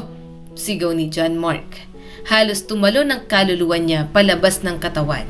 Isang kotse ang bumubusina sa likod niya. Dahan-dahang bumaba ang bintana. At doon, nakita niya kung sino. "Sir Robert?" tanong niya. "John Mark!" Kumunot ang noo nito. "Anong ginagawa mo rito?" Para siyang nahuling tumatae sa gitna ng kalsada. "Oh, Sir Robert, bumili po ako ng mga bulaklak." Bahagyang nagbago ang tingin nito. Tumingin ito sa mga bulaklak, tapos ay sa mukha niya. "Bakit ka naglalakad?" Huminga siya ng malalim. "Wala po akong pamasahe. Nalaglag po ang wallet ko." Pinagmasdan siya nito mula ulo hanggang paa. Maya-maya ay binuksan nito ang pinto. Sakay na." "Aha." Tumaas ang isang kilay ni Sir Robert. "Sabi ko, sakay na." Hindi na siya umangal. Pumasok siya sa kotse. Amoy leather at mamahalin. Parang bawal siyang huminga sa loob. "Bakit pawis na pawis ka?" tanong nito. Huminga ng malalim si John Mark. Nag-ayos po ako ng mini truck sa flower shop." "Mini truck?" Tumango naman siya. "Opo, sira daw. Wala silang mekaniko. Mga bulaklak lang ang bayad sa akin. Kailangan ko nito para mabigay kay Katie kaya nagtrabaho ho ako. Wala po akong pera." Tahimik ito ng ilang segundo bago muling nagsalita. "Bago ako umalis, hinahanap ka ni Katie. Inaabangan ka siguro." Bigla siyang kinabahan. Baka salubungin siya ni Katie na ganoon ang itsura niya. Hindi pwede yon. Baka sa halip na sumaya, mas lalo pang maging mabigat ang damdamin. Napalunok si John Mark. Sir, may extra po ba kayong damit dyan?" Napalingon ito at tumaas ang kilay. "At bakit?" "Baka makita po ako ni Katie na ganito. Baka mas lalong malungkot. Gusto ko lang po kasi siyang mapasaya." Tahimik ito ulit. Maya-maya'y tumawa na lang ng mahina. "Baka nakakalimutan mo kung sino ako. Boss mo ako at ama ako ni Katie. Pero pasalamat ka na't mabait ako. May gym bag dyan sa likod. Kunin mo." Kinuha niya agad. May t-shirt doon na mabango. "Pwede ko pong hiramin? Kaya ako nga pinakuha, hindi ba?" Sagot naman ng ama ni Katie. Nagpalit siya sa loob ng kotse na parang ninja. Pinunasan pa niya ang mukha gamit ang towel na nandoon. Oo, makapal ang mukha ni John Mark. Pero mas gugustuhin pa niyang mapahiya sa ama ni Katie kaysa makitang malungkot si Katie dahil sa pinagdaanan niya bago makuha ang mga bulaklak. Gusto niya na masaya lang si Katie. Inabot pa ni Sir Robert sa kanya ang pabango. "Magpabango ka rin. Spray mo na. Amoy makina ka." Inayos din ni John Mark ang tsinelas niya. Kaso hindi na maayos, kaya pati tsinelas pinahiram sa kanya ni Sir Robert. Inayos niya rin ang buhok niya. Ang pogi ko na ulit, no sir? Masarap na ulit. Pang-iinis niya kay Sir Robert. Umismid ang ama ni Katie pero maya-maya ay tumawa na lang. Humirit pa ng isa si John Mark. Baka pati brief ninyo gusto nyo na rin pong ipahiram sa future son-in-law mo. Ano? Bulalas ni Sir Robert. Natawa na lang siya. Joke lang po, thank you po. Napangiwi ito. Nagkatinginan sila. May maliit na ngiti sa mga labi nito. Ngumisi siya at ngumisa rin ito.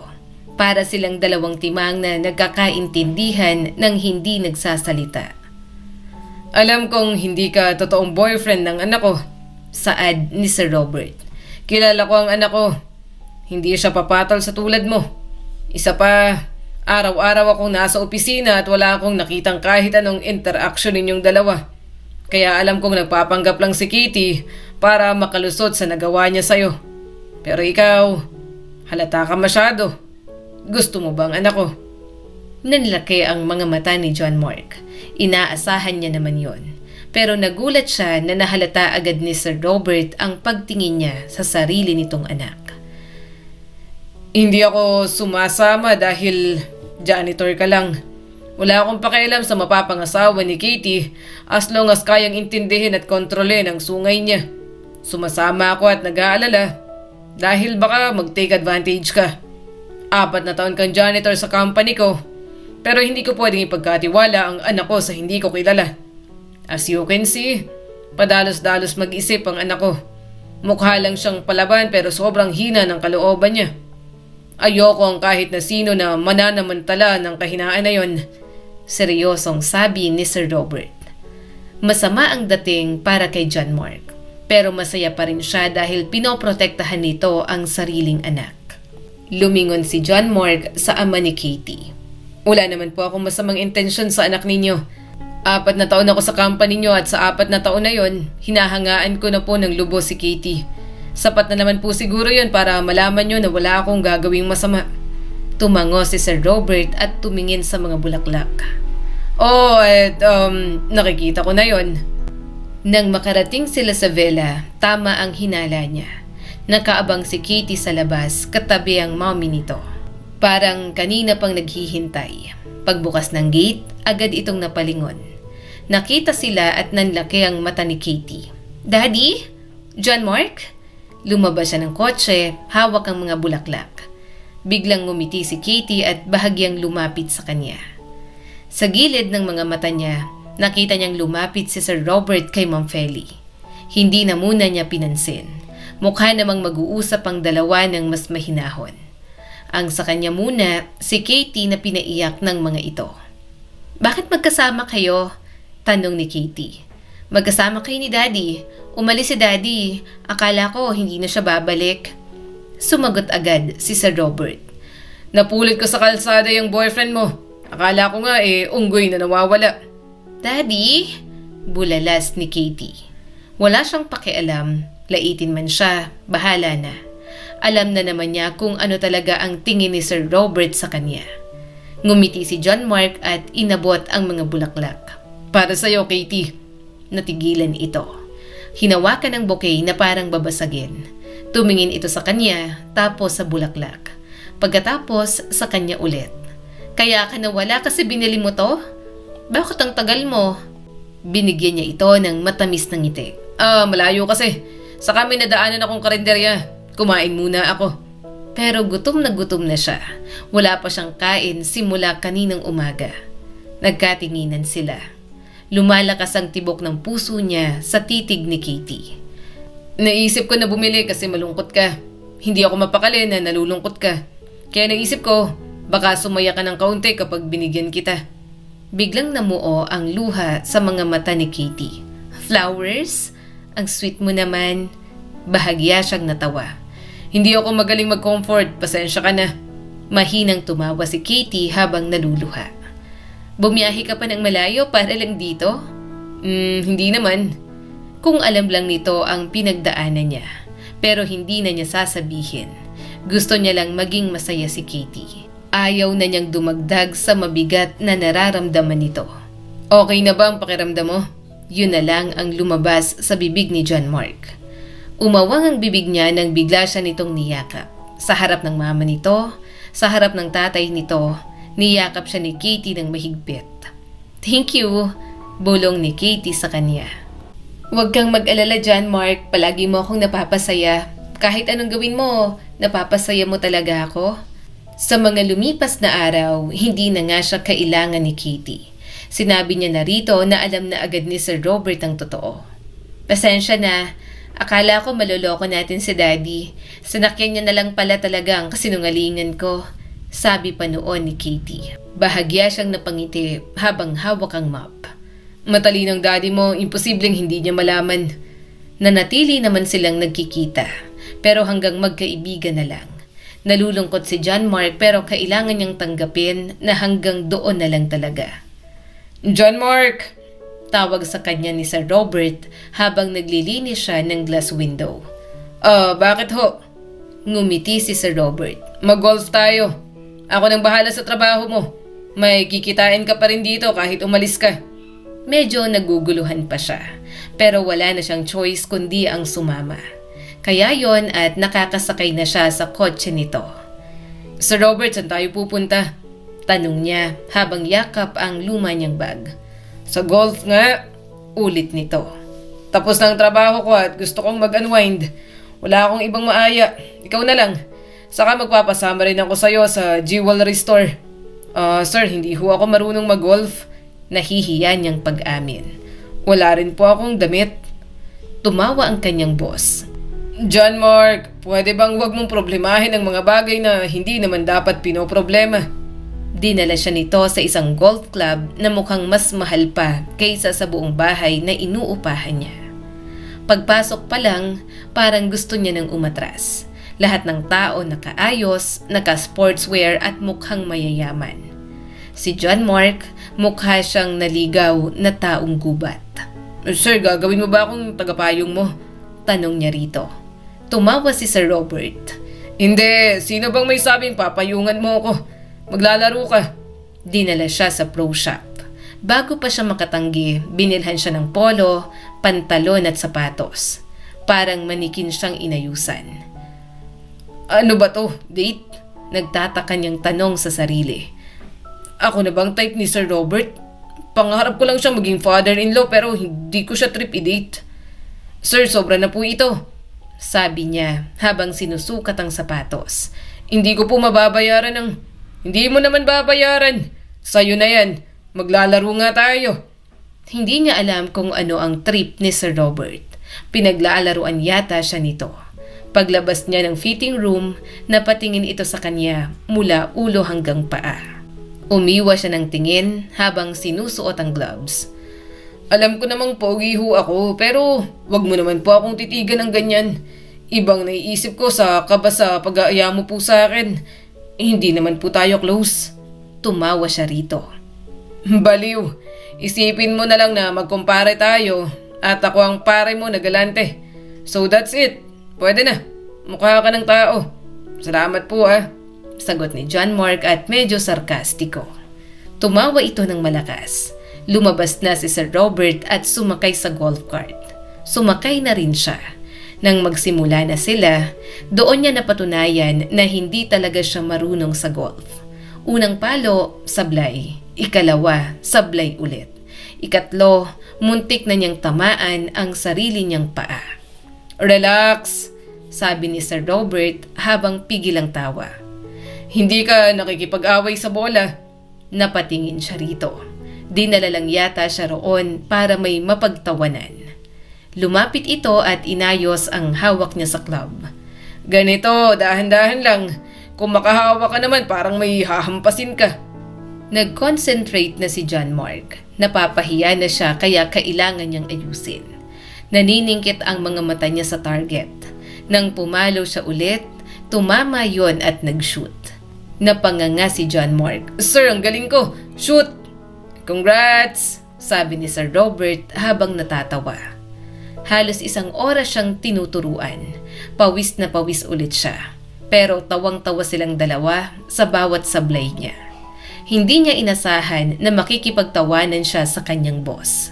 Pagkatapos, kumain sila sa clubhouse. Umupo sila sa may veranda, tanawang golf course. Gutom na siya. Lamon kung lamon at wala nang pakialam kay Sir Robert. "John Mark, gusto mo pa rin ba ang anak ko?" Tanong nito sa kanya. Medyo nahiya siyang sagutin yon. Opo, mahal ko na nga po yata. Kasi alam ko naman po sa sarili ko na hindi tatagal ang paghangang to kung hindi mas malalim doon." Narinig pa niya ang sariling tibok ng puso. Nauna pa niyang aminin sa ama nito kaysa kay Katie. "Pero alam ko pong hindi ako bagay sa kanya." Dugtong pa ni John Mark. Tumaas ang kilay ni Sir Robert. "At bakit naman?" Napabuntong hininga siya. "Sir, hindi po ako nakapagtapos ng college. Janitor lang po ako. Simpleng tao lang. Si Katie, ibang mundo niya. Alam niyo naman po yan. Kaya nga, nang magpanggap ako, naalarma po kayo agad, hindi ba? Nag-aalala kayo na pumatol ang anak niyo sa walang direksyon ng buhay." Hindi niya ito matingnan sa mata. Nahihiya siya. Wala siyang maipagmamalaki. Kahit yata simpleng gusto, wala siyang karapatan kay Katie dahil wala siyang pera. Bahagya itong tumawa. "Ano bang iniisip mo? Na hinuhusgahan ka namin dahil mahirap ka? Ang pinag-aalala lang namin ni Feli, hindi ka namin kilala. Hindi namin alam kung ano ang totoong intention mo. Nag-aalala kami kasi biglaan kang ipinakilala ng anak namin. Ganun ang reaksyon namin. Hindi dahil nanghuhusga kami sa katayuan mo sa buhay. Nanghuhusga kami kasi hindi ka namin kilala at gusto namin ang makabubuti para sa anak namin. Aaminin ko, masyadong problematic ang ugali ni Katie. Kaya gusto namin na makahanap ng isang lalaki na kaya siya." Parang may nawalang tinik sa dibdib ni John Mark. Hindi niya alam na ganoon pala ang tingin ng mga ito sa kanya. Akala niya talagang wala na siyang kwenta para sa mga ito. "Kung bibigyan ka ng pagkakataon, magsisikap ka ba para sa anak namin?" Tanong pa ni Sir Robert. Tumango siya kaagad. "Opo naman, Sir Robert. Wala po akong kayamanan pero kaya kong sagarin lahat ng lakas ko, mapasaya lang siya." Ngumisi ito. "Gusto mo ba talagang maging karapat-dapat sa anak ko?" Gusto niya. Gustong-gusto niya talaga. Pero ang tanong, kaya ba niyang maging karapat-dapat para kay Katie? Alam niya sa sarili niyang hindi. Malayong malayo. Parang imposible at ang hirap maabot kahit umaasa naman siya. "Tutulungan kita sa anak ko para kayong magkatuluyan," sabi ni Sir Robert sa kanya. Napakurap siya. "Sir, pag-aaralin kita," sabi nito na parang normal lang. "Kahit anong kailangan mo, gagawin kitang lalaking kayang tumayo sa tabi ng anak ko nang hindi yumuyuko at kayang tulungan siya kapag nahihirapan siya." Hindi siya makahinga. Gusto niyang offer nito. Yun din ang gusto niyang mangyari. Kung desidido siya kay Katie, kailangang ayusin niya ang sarili niya. Sigurado siya kay Katie, pero hindi siya sigurado sa lugar niya sa buhay nito. Hindi naman siya nito gusto. Sir, masaya po ako sa tulong na inaalok ninyo sa akin. Pero kay Katie pa rin po nakaayon ang lahat." Malumanay na sabi ni John Mark. "Hindi niya po ako gusto. Kung gugustuhin niya po ako, gusto ko pong kusa niyang maramdaman. Hindi po yung dahil sa tulong niyo. Hindi ko po gustong ilagay si Katie sa isang sitwasyon na hindi siya komportable. Gusto ko po siya na maging sa akin pero kung hindi niya gusto, hindi ko po siya pipilitin." Mataman siyang tiningnan ni Sir Robert. Parang sinusukat nito kung hanggang saan ang kaya niyang gawin. "Pero gusto mong tanggihan ang alok ko. Para rin naman yan sa kinabukasan mo." Napabuntong hininga siya. "Pero gusto niyo po na mag-aral ako para kay Katie. Para may tumulong sa kanya sakaling maging kami." "Yes." Sumandal ito sa upuan. "Pero gusto kita bilang isang tao, bilang isang lalaki para sa anak ko. Hindi man kayo magkatuluyan, hindi ko pagsisisihan na tinulungan kita." Biglang nangilid ang mga luha ni John Mark. Ngumiti sa kanya si Sir Robert. "Pwede mo rin akong ituring na kaibigan. Hindi man kayo magkatuluyan ng anak ko, hindi ka man niya piliin. Pwede mo na akong maasahan, John Mark." Mahinang tumawa si John Mark. Ayaw niyang mag-assume pero pakiramdam niya, nagkaroon siya ng tatay na pwede niyang takbuhan kahit anong oras. Sir, saan na naman tayo? Tanong ni John Mark. Kung saan-saan na naman siya dinadala ni Sir Robert. Wala nang ibang magulo sa buhay nito kundi siya. Sumulyap si Sir Robert sa kanya at napangisi. Pipili tayo ng singsing. Napatigil siya. Po, magpo-propose na ako. Napalinga siya sa bintana. Kay Ma'am Feli? Kanino pa ba? Bakit gusto mo sa'yo? Biro ni Sir Robert. Napatawa siya. Sir, nahawa ka na yata sa ugali ko. Humalakhak na lang si Sir Robert.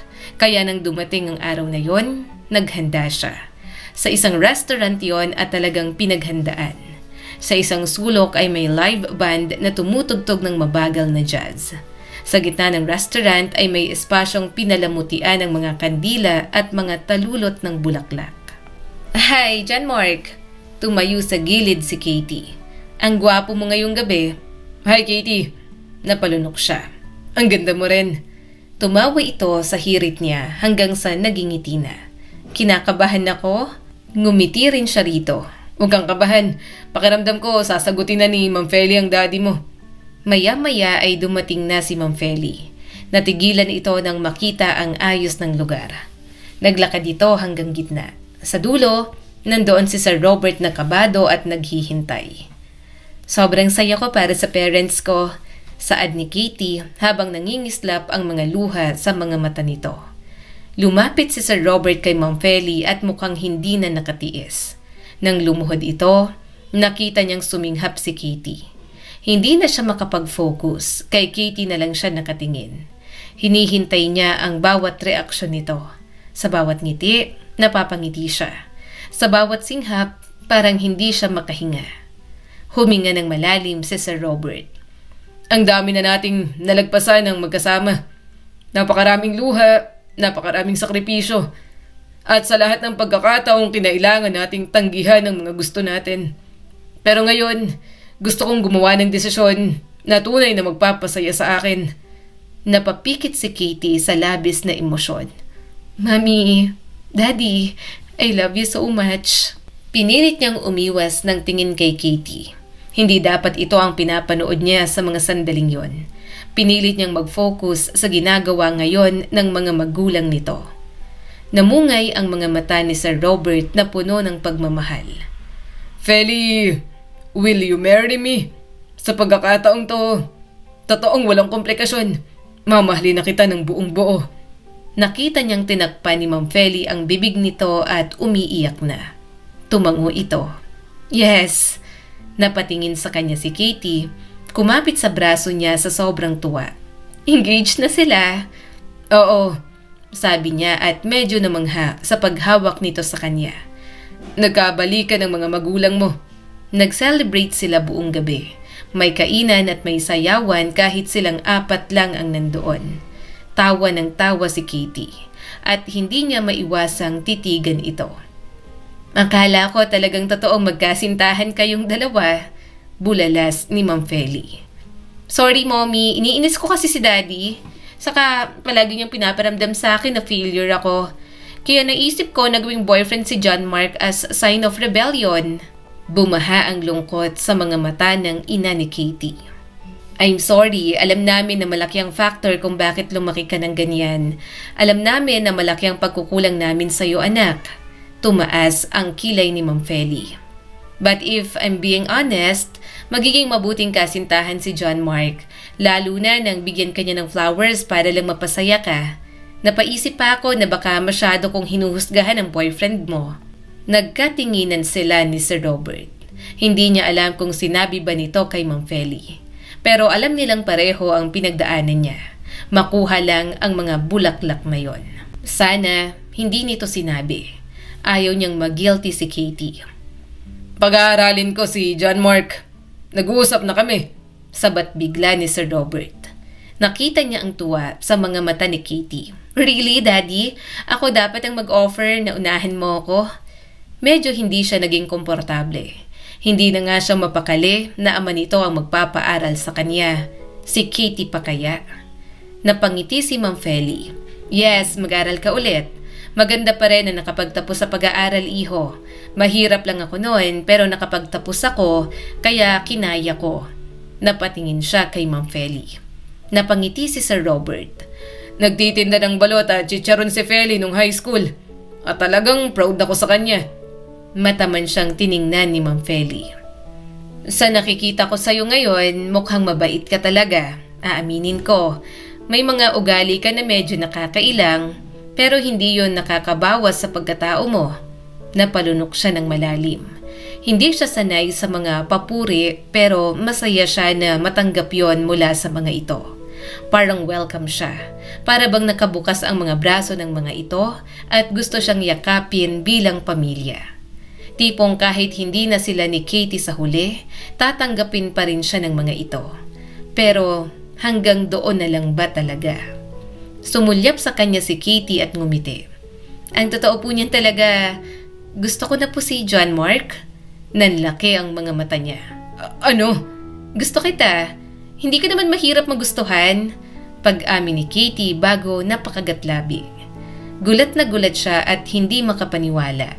Umamin si Katie sa kanya at sa harapan ng mga magulang nito. Malakas na tumawa si Sir Robert. Sa tingin mo ba talaga magiging boto ako sa'yo kung hindi ko rin nararamdaman na gusto ka ng anak ko? Laglag pa rin ang panga ni John Mark. Pero nang halikan siya ni Katie sa mga labi ng sobrang saglit, hindi na niya napigilan ang ngiti. Girlfriend na kita? Tanong ni John Mark. Marahang tumango si Katie at hinawakan ang kamay niya. Yes, and this time, totoo mo na akong girlfriend. Saglit na panahon lang kitang nakilala pero parang taon na kitang minamahal. I love you, John Mark. Hindi niya na ito napigilang yakapin. Walang paglagyan ang nag-uumapaw na saya sa kanyang puso. Nang gabing yon, dalawang pag-ibig ang ipinagdiwang nila. At nawalan man siya ng isang ngipin, mas marami naman ang magagandang dumating sa buhay ni John Mark. Ang kwentong ito ay nagpapaalala sa atin na tayo dapat ang unang magmahal sa ating mga sarili. Na huwag nating punuin ng panlalait ang ating mga pagkatao at matutong tanggapin ang mayroon tayo. Kapag kaya na, bumangon ng paunti-unti hanggang sa makamit ang tagumpay na ating ginugusto. Muli, ako po si Skylar Guro at sana ay may bago na naman kayong natutunan sa kwento natin ngayon.